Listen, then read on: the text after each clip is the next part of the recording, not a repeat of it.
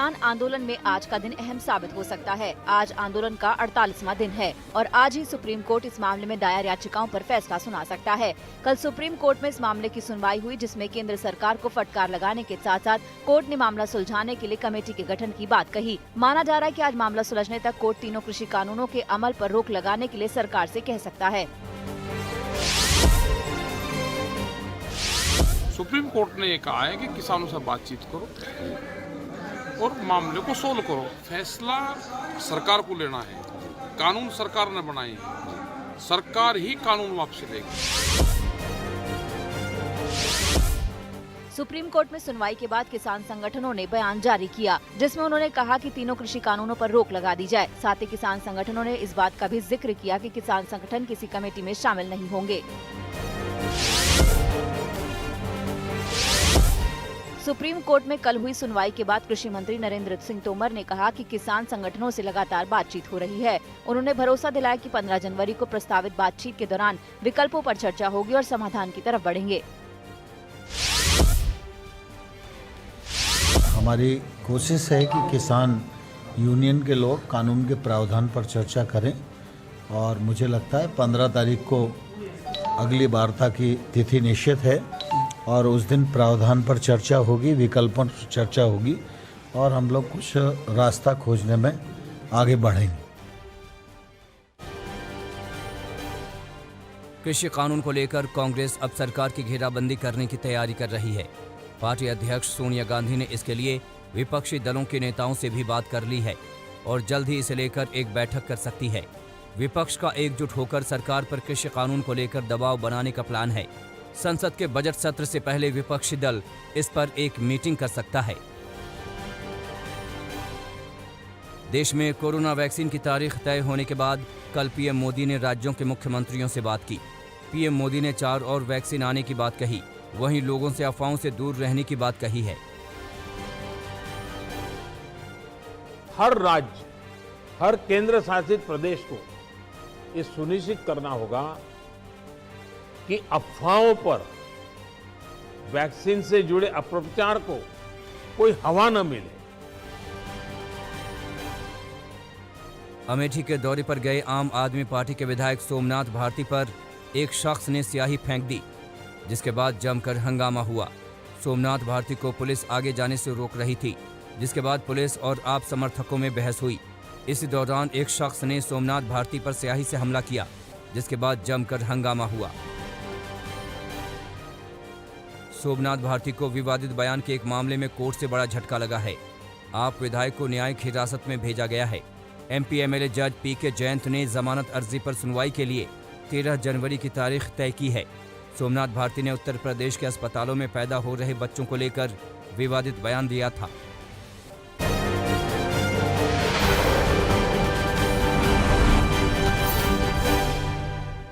केंद्रीय मंत्री श्रीपद नाइक सोमवार को भीषण सड़क हादसे का शिकार हो गए। हादसे में उनकी पत्नी और एक सहायक की मौत हो गई है। ये हादसा कर्नाटक के अंकोला में हुआ। उस वक्त श्रीपद नाइक अपनी पत्नी और एक कार्यकर्ता के साथ येल्लापुर से गोवा लौट रहे थे। हादसे में केंद्रीय मंत्री को गंभीर चोटें आई हैं। उन्हें फौरन गोवा मेडिकल कॉलेज में भर्ती कराया गया। फिलहाल नाइक की हालत खतरे से बाहर है। देश को कोरोना वैक्सीन की पहली खेप की सप्लाई शुरू हो गई है। पुणे के सीरम इंस्टीट्यूट लैब से आज सुबह कोविशील्ड वैक्सीन की खेप लेकर 3 ट्रक एयरपोर्ट के लिए रवाना हो गए हैं। स्पेशल कार्गो प्लेन से सभी वैक्सीन को दिल्ली भेजा गया। दिल्ली में सरकार के स्टोरेज डिपो तक वैक्सीन को पहुंचाया जाएगा। वैक्सीन की सुरक्षा के व्यापक इंतजाम किए गए हैं। जल्द ही 5 और कंटेनर देश के 3 राज्यों गुजरात, मध्य प्रदेश और हरियाणा के लिए रवाना किए जाने की योजना है।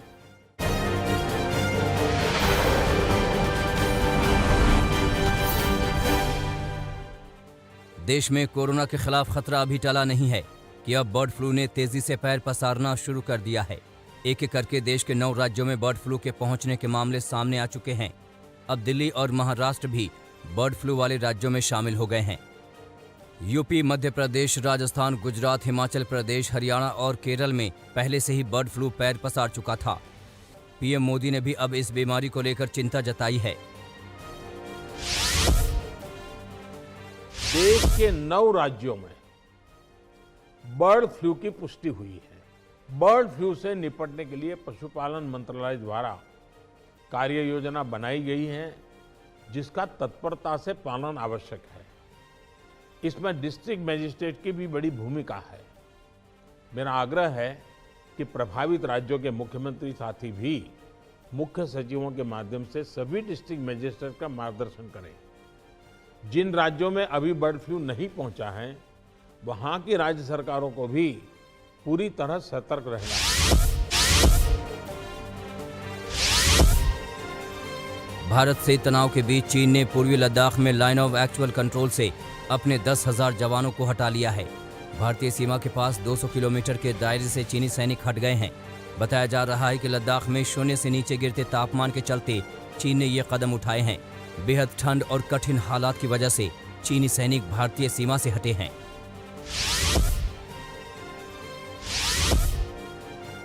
जम्मू कश्मीर में कल शाम भूकंप के तेज झटके महसूस किए गए।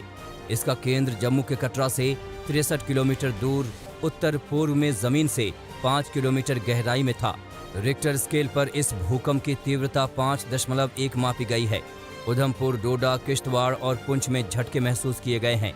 हालांकि किसी भी तरह के जान माल के नुकसान की कोई खबर नहीं है।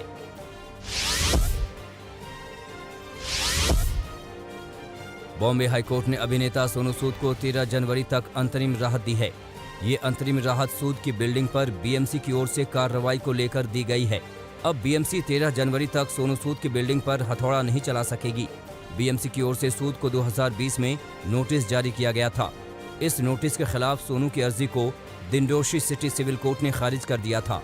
उसी फैसले के खिलाफ सोनू सूद ने बॉम्बे हाईकोर्ट का दरवाजा खटखटाया था। बीएमसी ने सोनू सूद की रिहायशी बिल्डिंग को लेकर 2 नोटिस जारी किए थे। एक नोटिस अवैध निर्माण से जुड़ा था, वहीं दूसरा नोटिस बिल्डिंग के इस्तेमाल का मकसद बदलने को लेकर था।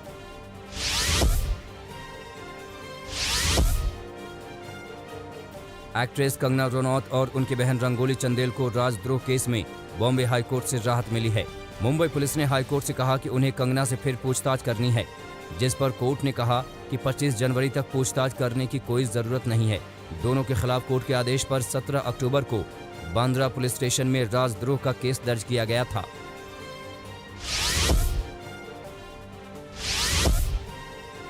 भारतीय क्रिकेट टीम के कप्तान विराट कोहली पापा बन गए हैं।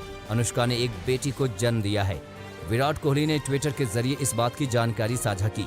विराट ने बताया कि जच्चा और बच्चा दोनों ही स्वस्थ हैं, जिसके बाद से उन्हें बधाई देने का तांता लगा हुआ है।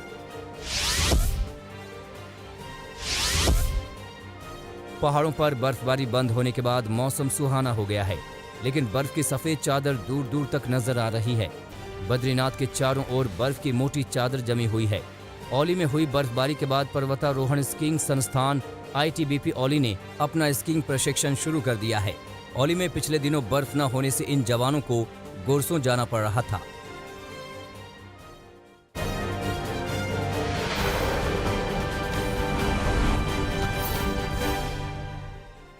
लखनऊ में एक महिला पुलिसकर्मी ने फांसी लगाकर खुदकुशी कर ली। बताया जा रहा है कि महिला पुलिसकर्मी का होमगार्ड से प्रेम प्रसंग चल रहा था। इसी प्रेम प्रसंग के चलते महिला ने खुदकुशी की। महिला के परिजनों ने नामजद तौर पर FIR लिखवाई, जिसके बाद होमगार्ड को गिरफ्तार कर लिया गया है।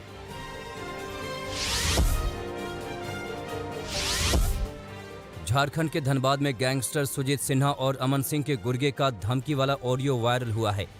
इस ऑडियो में मयंक सिंह नाम का शख्स धनबाद के व्यवसायियों को धमका रहा है और उनसे रंगदारी मांग रहा है। पुलिस की माने तो इसके पहले भी गैंगस्टर के गुर्गे ने हिल टॉप आउटसोर्सिंग के प्रबंधक से 50 लाख रुपए की रंगदारी और 2 लाख रुपए महीने मांगे थे। पैसे न देने के एवज में जान से मारने की धमकी दी गई थी। पुलिस अब मामले की जांच कर रही है।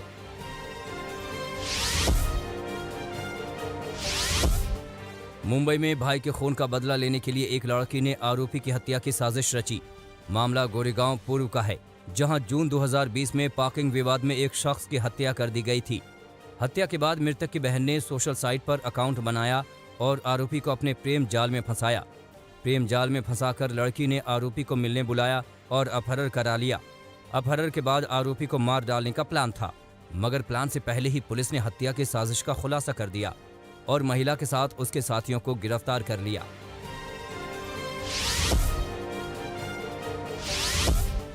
उत्तर प्रदेश के बलिया में अंबेडकर की प्रतिमा लगाकर जमीन हड़पने की साजिश करने वाले शख्स को पुलिस ने गिरफ्तार किया है। मामला गढ़वाड़ थाना क्षेत्र का है। यहां 2 आरोपियों ने एक व्यक्ति की निजी जमीन पर रातों रात अंबेडकर की प्रतिमा लगा दी। आरोपियों का इरादा जमीन पर कब्जा करने का था, मगर शिकायत के बाद पहुंची पुलिस ने जमीन खाली कराकर आरोपी को गिरफ्तार कर लिया है।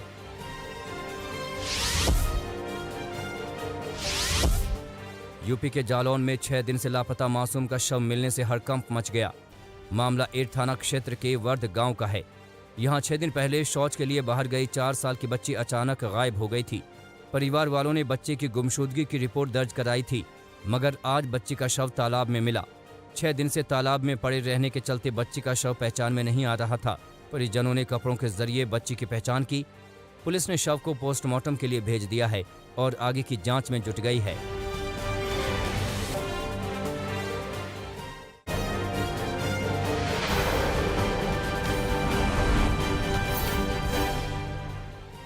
मध्य प्रदेश के सीधी में एक विधवा महिला से गैंगरेप की वारदात सामने आई है। मामला सीधी मुख्यालय से 40 मील दूर अमेलिया थाने का है। आरोपों के मुताबिक 4 आरोपी पानी पीने के बहाने महिला के घर में घुसे और उन्होंने रेप की वारदात को अंजाम दिया। आरोपियों ने महिला के साथ मारपीट भी की। महिला को अस्पताल में भर्ती कराया गया है। वहीं चारों आरोपियों को गिरफ्तार कर लिया गया है।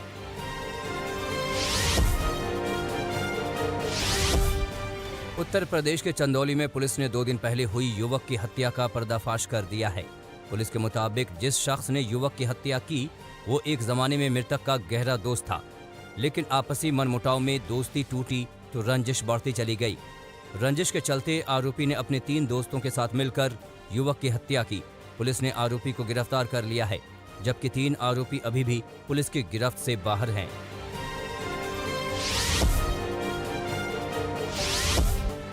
यूपी के आगरा में गर्लफ्रेंड को फोन दिलाने के लिए एक शख्स ने अपने दोस्त का बेरहमी से कत्ल कर दिया। मामला सैया थाना क्षेत्र का है। पुलिस के मुताबिक आरोपी ने स्वीकार किया कि उसकी गर्लफ्रेंड उससे एंड्रॉयड फोन मांगती थी। गर्लफ्रेंड को फोन दिलाने के लिए आरोपी ने अपने एक तीसरे दोस्त को बुलाया और उसका फोन मांगा। मृतक ने फोन देने से मना किया तो आरोपी ने दोस्त को मार डाला और उसका फोन लेकर फरार हो गया। पुलिस ने तहकीकात की तो दोनों आरोपी पकड़े गए।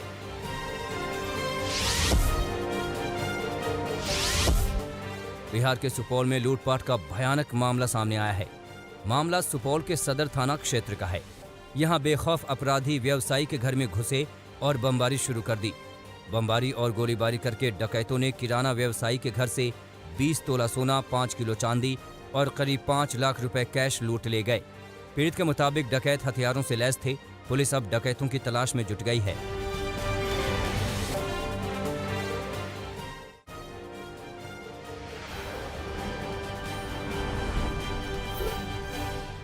अमेरिका के नवनिर्वाचित राष्ट्रपति जो बाइडेन के शपथ ग्रहण समारोह की सुरक्षा बढ़ाने की तैयारी है।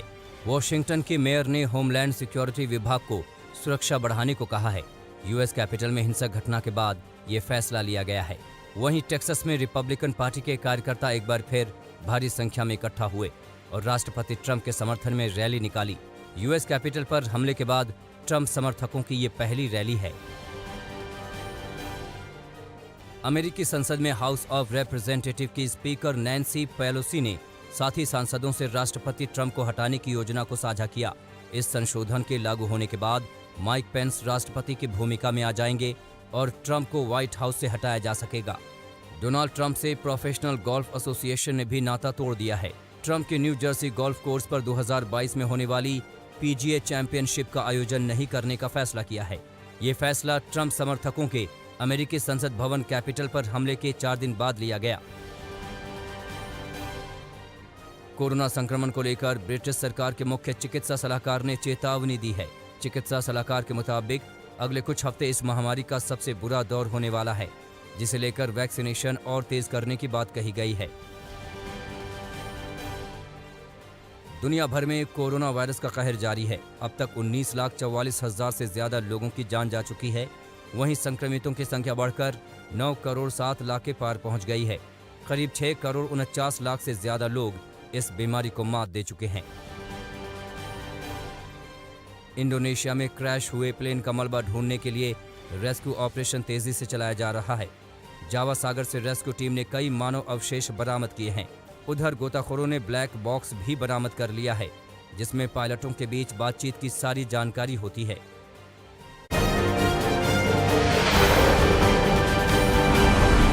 नमस्कार, मैं हूं अंजना ओम कश्यप। हमें उम्मीद है ये वीडियो आपको पसंद आया होगा। लेटेस्ट खबरों के लिए यूं ही देखते रहिए आज तक, और इस वीडियो के पसंद आने पर लाइक, शेयर एंड सब्सक्राइब करना ना भूलें।